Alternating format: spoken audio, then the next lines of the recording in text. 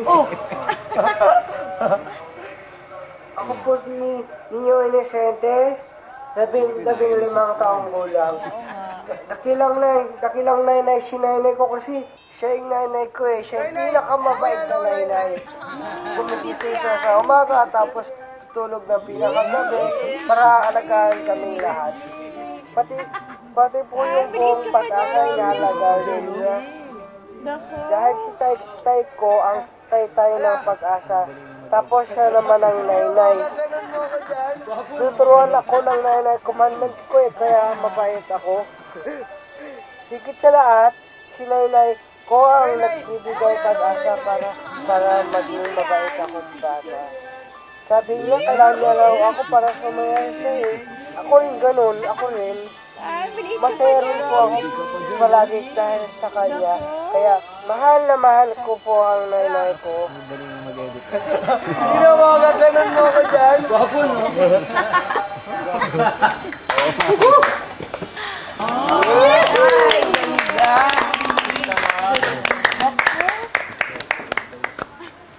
Nanay, alam mo ba nagtulong-tulong kami lahat para magawa yung pinalabas dyan. Kinunan ka namin. Si Ninong Obet, si Celso. Mali na ang ginawa mo eh. Si Mama Ana, si Taytay, sila Lola, sila Mimi, si Vinci, nagkuha siya. Tapos si Rafael nagganto-ganto siya para malagay dito. Grabe, ako. Maraming salamat sa inyo. Grabe, nakakatuwa yung video. Lalong-lalo na sa'yo, anak. Maraming salamat. Maraming salamat. Lenny, para sa'yo talaga yan. Naku, thank you po, Ana. Maraming pong salamat. Nakipagsabuatan. Mayakap nga sa dakilang ina. Ano